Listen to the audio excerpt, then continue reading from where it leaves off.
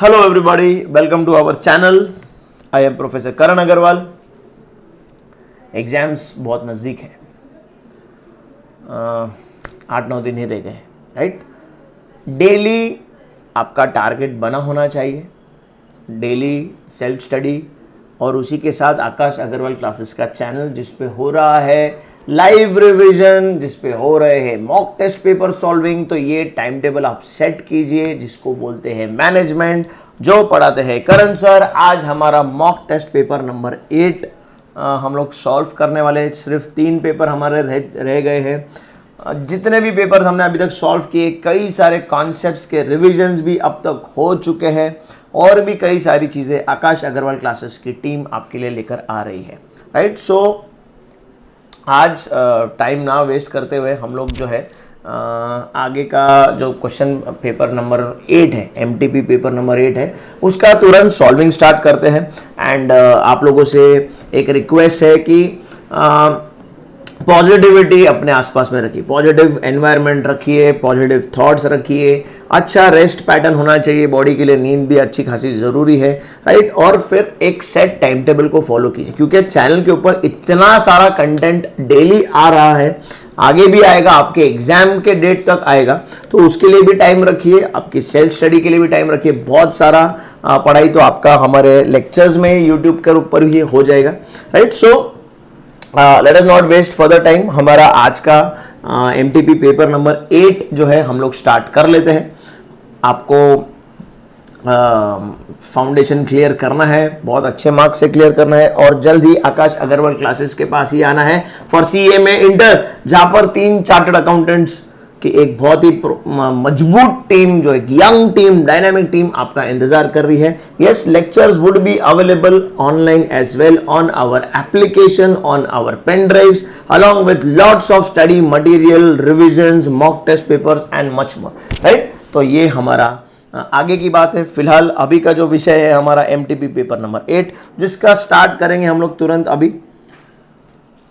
चलो चालू करते हैं हम लोग लेकर प्रभु का नाम। The right to decide and to direct others to perform certain duties. The right, अधिकार, to direct, to decide and to direct other people, वो अपनी ड्यूटी कैसे करें in achieving organisational goals is known as what? Right to decide and to direct others. एक तो मैं खुद decision ले सकता हूं, और मैं दूसरों को डायरेक्ट कर सकता हूं कि उन्होंने करना क्या है, किसके लिए, for achieving organisational goals. This is nothing but the definition of authority. ये है authority. Authority gives you the right to decide and extract obedience. Yes, इसको भूलना नहीं है, बहुत बेसिक कॉन्सेप्ट है। अथॉरिटी के ऊपर कम से कम एक क्वेश्चन 100% आपके एग्जाम में आने वाला है, राइट। आई होप ये समझ में आया है। चलो आगे बढ़ेंगे हम लोग क्वेश्चन नंबर 18 के ऊपर। मैनेजमेंट में force workers to call off strike. Management force कर सकती है वर्कर्स को, वर्कर्स मजदूर, पैसे नहीं मिल रहे हैं, पगार अच्छा नहीं है, वर्किंग कंडीशन अच्छी नहीं, तो हो सकता है कि स्ट्राइक पर चले जाए, है ना। पुरानी हिंदी पिक्चरों में देखा है हम लोगों ने अमिताभ बच्चन के। तो मैनेजमेंट क्या कर सकती है? मैनेजमेंट उनको फोर्स कर सकती है कि स्ट्राइक जो है वो बंद करो, वरना तुमको काम पर से निकाल दिया जाएगा। may force workers to call off strike by giving an ultimatum that otherwise they will be suspended। Punish करने का पावर है, जो है coercive power, see. Yes, management उनको पनिश कर सकता है by suspending all the employees. तो ये पावर क्या है? ये कोएर्सिव पावर है। गब्बर सिंह याद है क्या? रामगढ़ लूट करने आया था तो गोली मार दिया था, राइट। चलो क्वेश्चन नंबर 19। कोएर्सिव पावर, जो पनिश करने वाला पावर है, obviously is the opposite of reward power. Reward power में आपने कुछ अच्छा काम किया, जैसे आप छोटे थे, स्कूल में अच्छे मार्क्स लेकर आते थे, रेस जीत कर आते थे, तो पापा या मम्मी आपको ड्रेस दिलाते थे, कोई गिफ्ट देते थे, अच्छे रेस्टोरेंट में खाना खिलाते थे, तो वो क्या था? वो रिवॉर्ड पावर था। Coercive power is opposite of reward power. Yes, simple सी बात है। क्वेश्चन नंबर 20 देखेंगे। 20 है क्या? यस, 20 है लिस्ट में। अप्रॉक्सीमेटली 25 क्वेश्चंस हमारे हर सेशन में हम लोग सॉल्व कर रहे हैं। By the end of the series 250 questions, और न जाने कितने सारे रिविजन्स हम लोगों ने, सब टॉपिक, सब कॉन्सेप्ट्स हम लोगों ने देख लिए। लगभग पूरा मैनेजमेंट यहाँ पर कवर हो चुका है। फिर भी अगर कोई भी कॉन्सेप्ट में आप लोगों को डाउट है तो हमारा जो रिवीजन सीरीज है ऑलरेडी प्लेलिस्ट बना हुआ है, यूट्यूब चैनल पर डाला जा चुका है, जो बहुत पहले आ चुका है उसको आप लोग दे सकते हैं। उसमें टॉपिक वाइज सब वीडियोस बने हुए हैं। इसके आगे भी हम लोग बहुत कुछ आप लोगों के लिए लेकर आने वाले हैं, है ना, जिसको हम लोग बहुत एक फास्ट रिवीजन बोलते हैं कि भाई क्विक रिवीजन 2 घंटे 3 घंटे के अंदर जितना हो सके उतना, वो भी सब हम लोग चीज़ें लेकर आने हैं। बट अभी भी टाइम है, अगर कोई कॉन्सेप्ट में तकलीफ है तो यूट्यूब चैनल पर सीरीज अवेलेबल है प्लेलिस्ट में। Right, question number 20, the techniques to define responsibilities so as to actively involve members of an organization in its coordination efforts are। कौन सी टेक्निक्स है to define responsibility? Techniques of responsibility याद आ रहा है क्या? रिस्पॉन्सिबिलिटी चार्टिंग था, role negotiation था, याद आ रहा है? ये दोनों टेक्निक्स क्या थे? ये दोनों टेक्निक्स जो थे रिस्पॉन्सिबिलिटीज़ में हेल्प कर रहे थे टू डिफाइन रिस्पॉन्सिबिलिटीज़। यस, तो क्वेश्चन के ऑब्जेक्टिव ऑप्शन देखेंगे हम लोग। ए रिस्पॉन्सिबिलिटी चार्टिंग, ये तो एक ऑप्शन है ही, आंसर है ही। बी रोल नेगोशिएशन, ये भी है। तो ऑब्वियसली हमारा आंसर बन जाता है both A and B. C is the answer, both A and B. Responsibility charting and role negotiation are the techniques to define responsibilities. Yes, simple सी बात है, मैंने मेरे रिवीजन लेक्चर में भी अच्छे से समझाया हुआ है ये कॉन्सेप्ट। क्वेश्चन नंबर 21 देखेंगे हम लोग। क्वेश्चन नंबर 21, ओके, लंबा चौड़ा क्वेश्चन है, ध्यान से पढ़ेंगे क्वेश्चन को। Reading of the question is very important and जब आप क्वेश्चन रीड कर रहे हो स्टे इन द मोमेंट। जब क्वेश्चन पढ़ रहे हो तो क्वेश्चन को ही पढ़ो, यहाँ वहाँ के बारे में सोचो मत, आंसर के बारे में सोचो मत। उससे क्या होता है, टाइम वेस्ट होता है, आपको फिर से 2 बार 3री बार क्वेश्चन रीड करना पड़ता है। तो इट इज़ मच बेटर आप पहली बार ही क्वेश्चन को शांति से पहले पढ़ लो, फिर ऑप्शंस को देखो और फिर एनालाइज करके तुरंत आंसर दे दो। 1-आधा सेकंड लेट हुआ तो भी कोई प्रॉब्लम नहीं, there is enough time, you have to be sensible. Speed का टेस्ट तो है ही कि आपको टाइम में खत्म करना है, लेकिन उससे ज़्यादा ये एक्यूरेसी का टेस्ट है, ये समझना बहुत इंपॉर्टेंट है। कई दफ़ा हमारे यहाँ पर हम लोग मॉक एग्जामिनेशंस वगैरह लेते हैं तो उसमें हम लोग देखते हैं कि स्टूडेंट्स गड़बड़ कर जाते हैं, क्वेश्चन रीड नहीं करते हैं, छूट जाते हैं क्वेश्चन, आंसर पता होता है, कुछ गलत मार्क करके आ जाते हैं। तो क्यों? क्योंकि हमारा technique to appear for this kind of exam सही नहीं है। मेरे ख्याल से आप लोगों ने अभी तक कोई भी MCQ का एग्जाम शायद लाइफ में दिया नहीं होगा, आई एम क्वाइट श्योर, क्योंकि अभी तक सारे एग्जाम शायद सब्जेक्टिव ही हुए होंगे, रिटन ही हुए, क्योंकि ये ऑब्जेक्टिव एग्जाम है, इसका चैलेंज कुछ अलग तरह का होता है। तो इसलिए इसमें reading of question, staying in the moment बहुत इंपॉर्टेंट है। क्वेश्चन पढ़ो, फिर ऑप्शंस देखो, पहला ऑप्शन देखकर ही तुरंत मतलब ऐसे क्लिक मत कर दो या उसको मार्क मत कर दो, सारे ऑप्शंस देखो, एनालाइज करो, फिर जाकर सही आंसर को मार्क करो। नहीं कुछ होता है तो अमिताभ बच्चन को याद करो, वो बार बार आपको बोलते हैं कि श्योर है, कॉन्फिडेंट है, लॉक किया जाए। So you have to understand कि ये एग्जामिनेशन किसी अलग तरह का एग्जामिनेशन है। जो सबसे पहले सॉल्व करके आएगा उसको मार्क्स है, ऐसा नहीं है। जो सबसे ज़्यादा सही आंसर देगा उसको मार्क्स है। ऑफकोर्स टाइम लिमिटेशन तो है ही, लेकिन इनफ टाइम है जिसमें आप ये क्वेश्चन सॉल्व कर सकते हो। ओके, राइट, चलो क्वेश्चन नंबर 21 है, authority is the character of dash. Authority is the character of dash in a formal organization by virtue of which it is accepted by a contributor or member of the organization as generating the action he contributes, that is as governing or determining what he does or is not to do so far as the organization is concerned। Simple रखेंगे इसको, ये सब रब कर देता हूँ, पहले ही line पढ़ता हूं मैं। Authority is the character of dash in a formal organisation by virtue of it which it is accepted by the contributor. Authority is the character of communication in a formal organisation, it is a character of communication. Formal organisation के अंदर hierarchy बना हुआ है ना, याद आ रहा है क्या? उसके अंदर प्रोटोकॉल बना हुआ है, प्रोसीजर बना हुआ है, डिपार्टमेंट्स बने हुए हैं, तो जिसमें सुपीरियर से सबॉर्डिनेट, सबॉर्डिनेट के शायद नीचे और रहेगा, टॉप से मिडिल, मिडिल से लोअर होगा। तो यहाँ पर authority is the character of nothing but communication in a formal organisation. उस कम्युनिकेशन के चैनल के थ्रू ही अथॉरिटी जो है वो नीचे जाने वाला है, पर्कुलेट होने वाला है। राइट, समझ में आया आप लोगों को? बिल्कुल भी बहुत ज़्यादा बड़ा है क्वेश्चन, हमारा जो इंपॉर्टेंट पार्ट है उसी को हमको देखना है।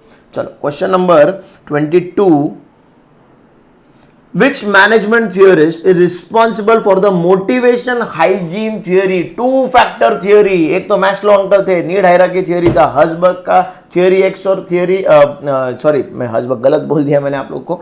ये वाला ही हर्जबर्ग अंकल है हमारे, वो तो मैकग्रेगर का थियोरी था, थियोरी एक्स और थियोरी वाई. ये वाला जो थियोरी है to factor theory, motivation and hygiene, जिसमें सेटिस्फायर्स एंड डिससेटिस्फायर्स देखे थे. ये थियोरी हमें किसने दिया था? फ्रेडरिक हर्जबर्ग ने दिया था. मैस्लो का नीड हायरार्की थियोरी था, हर्जबर्ग का टू फैक्टर थियोरी था, और फिर मैकग्रेगर का theory X and theory Y था. यस, भूलना नहीं है इसको.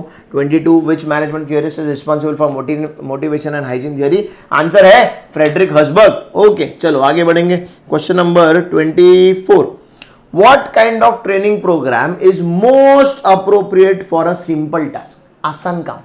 ट्रेनिंग प्रोग्राम अलग अलग थे, याद आ रहा है क्या? On the job training, of the job training, vestibule training, job rotation, ये थे कई सारे ट्रेनिंग प्रोग्राम्स. हम सिमुलेशन वगैरह हम लोगों ने बहुत सारी चीजें देखी थी ट्रेनिंग प्रोग्राम्स के अंदर. तो ऐसा कौन सा ट्रेनिंग प्रोग्राम है जो सिंपल टास्क के लिए सबसे ज्यादा अप्रोप्रिएट है? मतलब अगर आसान काम है तो कौन सा तरह का ट्रेनिंग देना चाहिए? सिंपल है, ऑन द जॉब ट्रेनिंग देना चाहिए. ना अलग से सेमिनार लेने की ज़रूरत है, ना उसको प्रोटोकॉल देने की ज़रूरत है, ना उसको अलग से ट्रेनिंग या कॉन्फ्रेंस लेने का ज़रूरत है, वो टी ग्रुप ट्रेनिंग वगैरह का ज़रूरत है, कोई सिमुलेटरी एनवायरनमेंट का कोई ज़रूरत नहीं, कुछ नहीं. सीधा काम पे लग भैया, ऑन द जॉब ट्रेनिंग, काम चालू कर, धीरे धीरे सीख जाएगा, क्योंकि टास्क बहुत सिंपल है. राइट, वो याद आ रहा है छोटू जो आपके चाय वाले की दुकान पर लगा था काम पर, याद आ रहा है क्या? राइट, तो on the job training simple task के लिए बहुत अप्रोप्रिएट रहता है. क्वेश्चन नंबर 25 देखेंगे हम. Which leadership theory suggests that management style should adapt itself to changing circumstances? Management style, कैसा मैनेजमेंट है, कैसा लीडरशिप है? should adapt, should change, how? according to the circumstances. ये कौन सा थियोरी था? ये कंटिंजेंसी थियोरी था, इसको भूलना नहीं है. Contingency theory was talking about how the management should change the style of leadership according to the situation, according to the circumstances. Right? Concept based question है भैया ये. जैसे ऐसा हमारा circumstance है, nature of work है, nature of people working with us है, तो हमने या तो ऑटोक्रेटिक की तरफ जाना चाहिए या तो डेमोक्रेटिक की तरफ जाना चाहिए. तो ये थियोरी क्या बोलता है कि बाबा जैसा सिचुएशन है उसके हिसाब से आपका लीडरशिप पैटर्न को, स्टाइल को चेंज कीजिए. Right, question number 26. According to Abraham Maslow, the most elevated type of need, most elevated जो सबसे ज्यादा टॉप पर है, एलिवेटेड, एलिवेशन, एलिवेटर बढ़ते जाना, ऊपर जा रहे हैं आप, एलिवेटर से ऊपर जाते हो ना, तो जो मोस्ट एलिवेटेड है, जो सबसे ज्यादा टॉप पर है, मैस्लो का नीड हायरार्की थियरी था, उसने लेवल्स बनाए हुए थे, याद है क्या? फिजियोलॉजिकल, सेफ्टी, सिक्योरिटी, सोशल, फिर उसके बाद उसका एस्टीम नीड्स था, फिर उसके बाद सेल्फ एक्चुअलाइजेशन था, याद आ रहा है क्या? तो सबसे ऊपर कौन सा था? ए, सेल्फ एक्चुअलाइजेशन. मैस्लो का जो नीड हायरार्की थियरी था उसमें सबसे एलिवेटेड, सबसे टॉप पर कौन सा नीड था? Self actualisation. भैया मैं किस चीज के लिए काम कर रहा हूँ?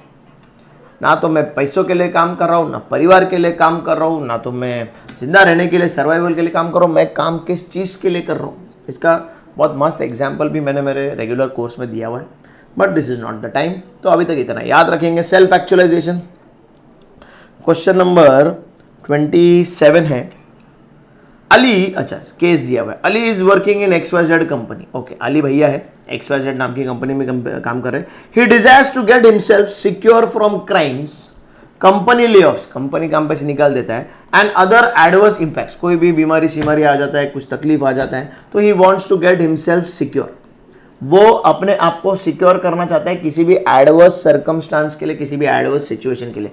We can say that he fulfils which need, कौन सा नीड का बात अली भैया कर रहे हैं कि बाबा कंपनी ने निकाल दिया तो, प्रमोशन नहीं हुआ तो, कुछ मेडिकल तकलीफ आ गया तो, कुछ प्रॉब्लम आ गया तो मैं किस नीड का बात कर रहा हूँ? मैं बात कर रहा हूँ डी, सेफ्टी नीड का. बराबर है क्या नहीं? It is about safety need, जो फिजियोलॉजिकल नीड, मतलब रोटी कपड़ा और मकान, सर्वाइवल के नीड के बाद में आदमी इसके बारे में सोचता है. तो अली भैया क्या करेंगे?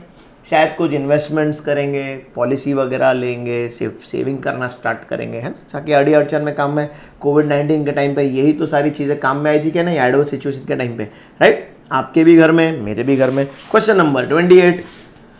क्वेश्चन नंबर 28 है which of the factors listed below is not a reason, ध्यान से, इज नॉट अ रीजन, मतलब 3 रीजन है और एक नॉट अ रीजन है, किसके लिए? For decision making in organisations being a complex process. Reason, not a reason for decision making in organisation being a complex, decision making is a complex process in any organisation, simple सी बात है। अभी इनमें से कौन सा एक reason नहीं है उसको कॉम्प्लेक्स बनाने का? Not a reason for decision making in organisations being complex process, ठीक है। ऑप्शंस को ध्यान से देखेंगे। People have to make decisions in a historical context, फिर several stakeholders will have an interest in the decision, बाबा ये तो कॉम्प्लेक्स बना ही देता है, बहुत सारे स्टेक होल्डर्स है। Modern information systems enable people to evaluate a range of possible outcomes। Modern information system, बहुत सारा डेटा अवेलेबल है, बहुत सारा इंफॉर्मेशन अवेलेबल है जिसको आसानी से एनालाइज किया जा सकता है, जिसके बेसिस पर डिसीजन लिया जा सकता है।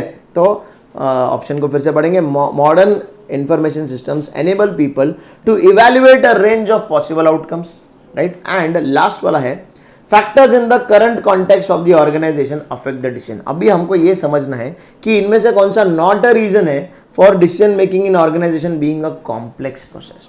Not a reason for making it complex, ये है the reason for decision making in organization B, not a reason, मतलब ये आंसर रीजन बताया मैंने, ये नॉट अ रीजन है for decision making in organisation being a complex process. Simple बात है, क्योंकि यहाँ पर जो इंफॉर्मेशन अवेलेबल है, जो इंफॉर्मेशन ओवरलोड है, जो डेटा अवेलेबल है, कंटेंट अवेलेबल है, उसके बेसिस पर हम लोग बहुत सारा एनालिसिस कर सकते हैं, बहुत सारे पॉसिबल आउटकम्स डिटरमाइन कर सकते हैं। So this is not a reason. चलो आगे बढ़ेंगे क्वेश्चन नंबर 29 की तरफ। Question number 29. The overall process of decision making in, for example, staff selection includes which of these stages? Overall process of decision making in staff selection. Staff को select करने का, तो कौन से स्टेजेस इसमें आ सकते हैं? चलो स्टाफ को सिलेक्ट करना, सोचो आप मैनेजर हो, स्टाफ सिलेक्ट करना है, डिसीजन लेना है, तो कौन से प्रोसेस आएंगे? Deciding which candidate to appoint, जी हाँ, ये तो डिसाइड करना पड़ेगा, 4-5 रहेंगे उनमें से एक, ओके, ये पार्ट है, मतलब दिस इज इंक्लूडेड, ये एक स्टेज है in the process of deciding किसको अपॉइंट करना है, ठीक है। Identifying the need for a new member of staff, जी भैया स्टाफ सिलेक्शन में ये इंक्लूड हो रहा है क्या नहीं हो रहा है, ये स्टेज है क्या नहीं, कि भाई आदमी चाहिए क्या नहीं चाहिए, कितने आदमी चाहिए, कौन से डिपार्टमेंट में, कौन से काम के लिए चाहिए, तो yes this is also one of the stages. फिर अग्रीइंग द जॉब स्पेसिफिकेशन, हाँ भैया आपने काम पर तो रख लिया मुझे, लेकिन क्या काम होगा, क्या रिस्पॉन्सिबिलिटीज़ होंगी, क्या वर्किंग कंडीशंस होंगी, क्या सैलरी वगैरह का बातचीत होगा, तो ये सारा का सारा अग्रीमेंट होना ज़रूरी है जॉब स्पेसिफिकेशंस के बारे में। तो ये सारे के सारे all of the above is my answer. Question देखेंगे, overall process of decision making for staff selection includes which stages. Staff select करना है, डिसीजन लेना है, तो ये सारे स्टेजेस उसमें इंक्लूड होने वाले हैं कि कौन सा कैंडिडेट अपॉइंट करना है, कौन से काम के लिए, the need, why are we appointing, कौन से काम के लिए, कौन से डिपार्टमेंट के लिए, फिर उसके बाद जॉब स्पेसिफिकेशन डिसाइड करने पड़ेंगे, तो all of the above, right. चलो क्वेश्चन नंबर 30 देखेंगे। A manager who is helping a customer return some shoes, manager is helping customer to return some shoes. आप मैनेजर हो, मैं कस्टमर हूं, मैं जूते वापस लेकर आया हूं, भैया ये जूते फिट आ रहे नहीं है, या जो भी प्रॉब्लम की वजह से मैं आपके शोरूम में जूता वापस लेकर आया हूं, आप मैनेजर हो, आपको ये सिचुएशन से डील करना है, ठीक है। अब manager who is helping a customer, देखो मस्त बात लिखा है, हेल्पिंग अ कस्टमर, आप झगड़ा नहीं कर रहे हो, आप मुझे हेल्प कर रहे हो, okay very good. A manager who is helping a customer return some shoes they purchase last week is dealing with what type of decision. तो इस केस में आप कौन से टाइप के डिसीजन से डील कर रहे हो? अभी एक बात को ध्यान से समझो, ये जितना भी रिटेल इंडस्ट्री है जनरली इसमें बहुत कॉमन है कि रिटर्न्स होते हैं। फॉर एग्जांपल अभी आप लोग ऑनलाइन शॉपिंग करते हो तो वहाँ पर रिटर्न पॉलिसी ऑलरेडी मेंशन होता है कि 10 डेज में रिटर्न, 7 डेज में रिटर्न, 14 डेज में रिटर्न, और रिटर्न के टाइम पर जैसा आपको डिलीवर मिला था वही कंडीशन में हमको मिलना चाहिए, अनयूज होना चाहिए, ऐसा सब रहता है कि नहीं रहता है? तो ये बहुत नॉर्मल सी चीज़ है क्या नहीं है? इस इंडस्ट्री में जहाँ पर हम क्लोथ्स खरीद रहे हैं, जूते खरीद रहे हैं, तो ये सब चीज़ें बहुत ज़्यादा कॉमन है कि ये रिटर्न वगैरह होता रहता है. So obviously this type of situation is a program decision. Already उस मैनेजर को, मतलब आपको पता है कि मैं जूता लेकर आऊँगा तो आप पहले जूते की कंडीशन चेक करोगे, फिर आप मुझसे मेरा बिल मांगोगे कि सर आपने कब लिया था, कितने तारीख को लिया था, वो बिल पर्ची दिखा दीजिए. उसमें आप देखोगे कि हाँ बाबा ये क्वालिटी का है, तो फिर आप मुझे बोल दोगे ठीक है सर आपका मैं सैंक्शन कर देता हूँ, लेकिन बदले में आपको दूसरा जूता लेना पड़ेगा. तो ये ऑलरेडी आपके लिए एक फ्रेमवर्क बना हुआ है. This is a program decision. ठीक है, कॉन्सेप्ट समझ में आए. ऐसे केस स्टडी के क्वेश्चन आ सकते हैं. कॉन्सेप्ट पता रहेगा तो आपको हेल्प होगा. ठीक है, चलो आगे बढ़ते हैं.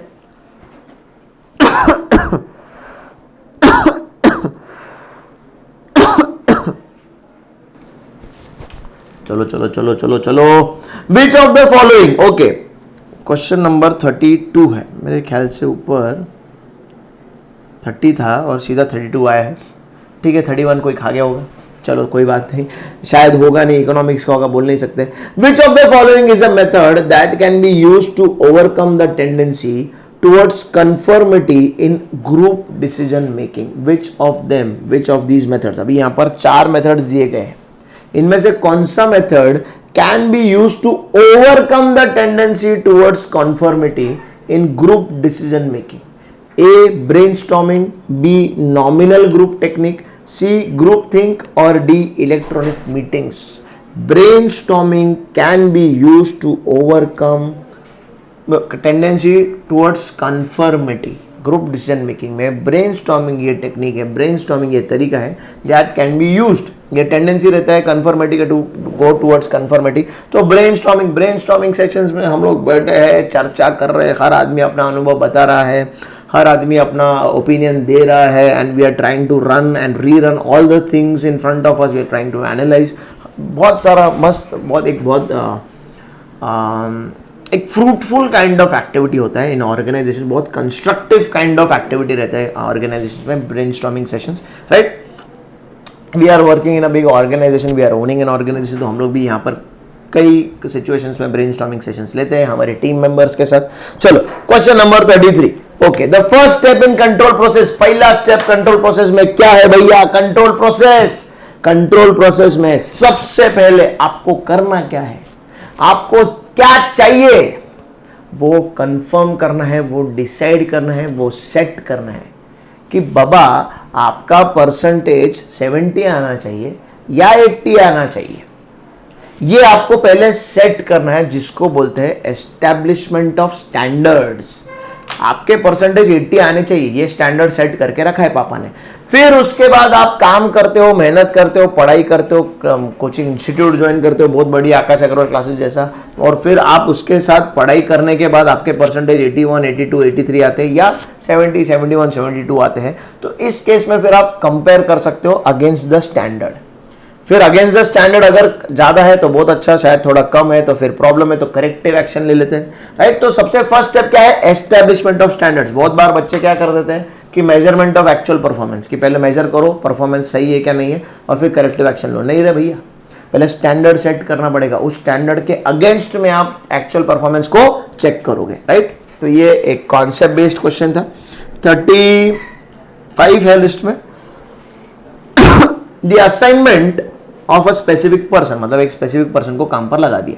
क्या काम पर लगाया आगे पढ़ेंगे. Assignment of a specific person to act as either an instructor, मतलब वो person is acting as an instructor और रिसोर्स पर्सन. रिसोर्स पर्सन मतलब जिसके पास सारे रिसोर्सेस है, सारा नॉलेज है, स्किल्स है और बाकी के लगने वाले इक्विपमेंट मटेरियल भी है. तो that person is acting as an either an instructor और a resource person for training.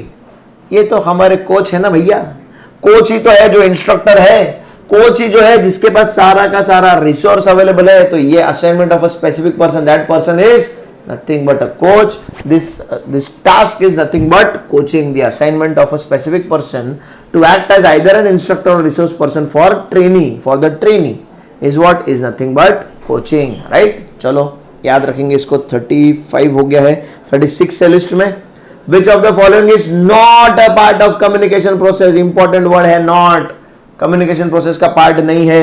A encoding. अरे भैया एनकोडिंग तो पहले आता है ना, मैसेज बनाना पड़ता है कि नहीं।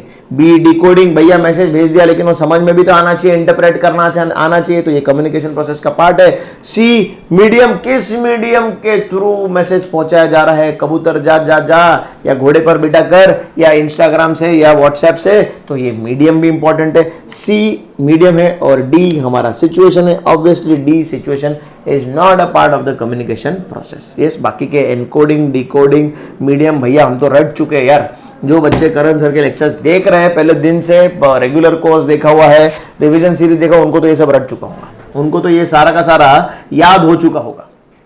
इतना आसान है। कम्युनिकेशन प्रोसेस का पार्ट एनकोडिंग है, डिकोडिंग है, मीडियम है, सिचुएशन नहीं है। तो आंसर है डी सिचुएशन।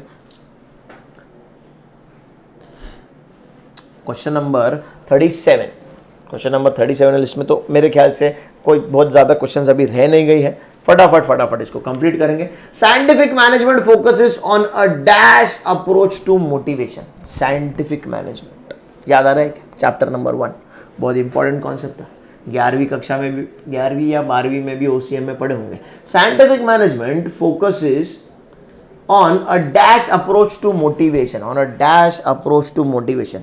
आंसर सीधा सीधा हम लोग को आ जाना चाहिए एक्चुअली, फिर भी ऑप्शंस हम लोग पढ़ लेते हैं। Social economic, B human approach to motivation, scientific human नहीं रहा बाबा। C rational economic, rational logical reasoning science, आगे क्या नहीं। D none of the above. सीधा सीधा मेरा आंसर है rational economic approach to motivation. Scientific management focuses on rational economic approach to motivation. Scientific management का बात हो रहा है, राइट? समझ में आया आप लोगों को? Question number 38, Taylor put forward the idea of, Taylor uncle ने कौन सा आइडिया दिया था? चैप्टर नंबर 1 वापस से। पर्पसफुल फोरमैनशिप नहीं, मोटिवेशनल फोरमैनशिप नहीं, फंक्शनल फोरमैनशिप हाँ, डी सोशल फोरमैनशिप नहीं। हमारा आंसर है फंक्शनल फोरमैनशिप।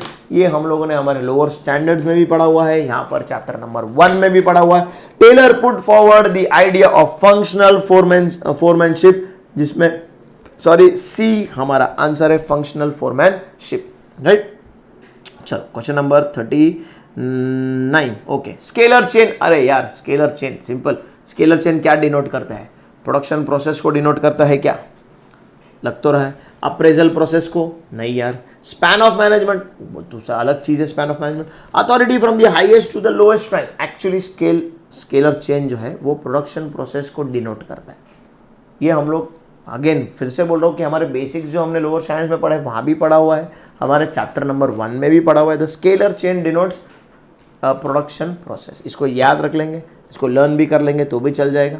कन्फ्यूजन सिर्फ अथॉरिटी और प्रोसेस, प्रोडक्शन प्रोसेस के बीच में हो सकता था, इसलिए मैंने स्पेसिफिकली आपको बोला कि प्रोडक्शन प्रोसेस के बारे में स्केलर चेन में बात होता है। Question number 40, the four main approaches to organizations and management. Main approaches, the four main approaches to organizations and management. कौन से approaches है to organization and management? A, contingency, social action, scientific management and classical. Okay. B, classical, human relations, bureaucracy and social action. या C, human relations. देखो क्वेश्चन ध्यान से देखो, approach to organisation and management का बात हो रही है। हाँ, क्वेश्चन के साथ रेड करें। Human relation, social action, contingency and scientific management, या D classical approach, human relation approach, system approach and contingency approach to organisation and management. यहाँ पर डी मेरा आंसर बन जाता है। These are the four main approaches to organisation and management, classical, human relations, systems and contingency approach. ये 4 main approaches है to organisation and management, right? चलो question number 41 है, ओके 41 है। The approach to organisations, structure and management, approach to organisations, structure and management which emphasises the formal structure, hierarchy of management. कौन सा approach emphasise कर रहा है formal structure को, hierarchy of management को, technical requirements को and assumption of rational behaviour. अपन ने अप्रोचेस देखे हैं, तो उसमें से कौन सा अप्रोच है which is emphasising formal structure, hierarchy of management, फिर technical requirements and assumption of rational behaviour. The classical approach to management, the classical approach to organisations is emphasising all of this. ये जो 4 points है कि formal structure के ऊपर emphasise किया जा रहा है, हायरार्की ऑफ मैनेजमेंट के ऊपर, technical requirements and assumption of rational behaviour. ये कौन सा अप्रोच है? ये हमारा classical approach to organisation and management है. ठीक है, इसको भी आप लर्न कर सकते हो. ज़्यादा डिटेल में इसके बारे में हमारे कोर्स में नहीं दिया गया है. चलो, क्वेश्चन नंबर 44 है.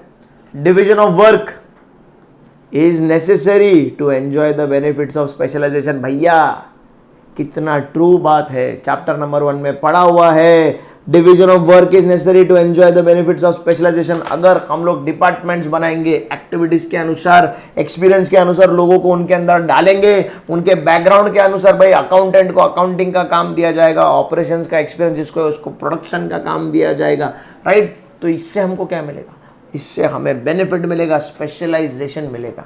विकेट कीपर से विकेट कीपिंग करो, बॉलर से बॉलिंग करो, बैट्समैन से बैटिंग करो. Benefit of specialisation, division of work को देता है. This statement is completely true. Yes, भूलना नहीं है इसको. अ कंप्लीटली ट्रू स्टेटमेंट है ये. फिर आगे बढ़ते हैं. क्वेश्चन नंबर 46 है लिस्ट में. Okay, responsibility can be delegated. अरे यार, ये तो मजाक है. Responsibility can never be delegated, भूलना नहीं है. Responsibility can not be delegated. तो ये जो स्टेटमेंट है, responsibility can be delegated, is a completely false statement. Yes, पढ़ चुके हम लोग पहले, कई बार इसका रिवीजन भी हो चुका है. ये कॉन्सेप्ट हम लोग को बहुत अच्छी तरीके से पता है. पावर, अथॉरिटी और रिस्पॉन्सिबिलिटी तो इतना मस्त पढ़ाया हुआ है मैंने, जिसका कोई हिसाब नहीं है, राइट. सो यहां पर हमारा आज का सेशन एंड होता है. और कुछ बचा है क्या, देख ले तो. नहीं. So this was the last question of our session today. I hope you people have enjoyed it and समझ में आए हैं कॉन्सेप्ट. आज थोड़े से अलग अलग टाइप के क्वेश्चंस भी थे, तो वो भी हम लोगों ने देखे. चैनल सब्सक्राइब नहीं किया हुआ है तो करिए, एंड प्लीज फॉरवर्ड कीजिए. आप आपके फ्रेंड्स के साथ ये शेयर कीजिए. लास्ट 8-10 डेज है, इस टाइम पर बच्चा सबसे ज्यादा चिंता में रहता है. And students generally are on the lookout for help, are on the lookout for right kind of guidance. तो आप देख रहे हो, इसका मतलब आपको पसंद आ रहा है, इसका मतलब आपको राइट गाइडेंस मिल रहा है.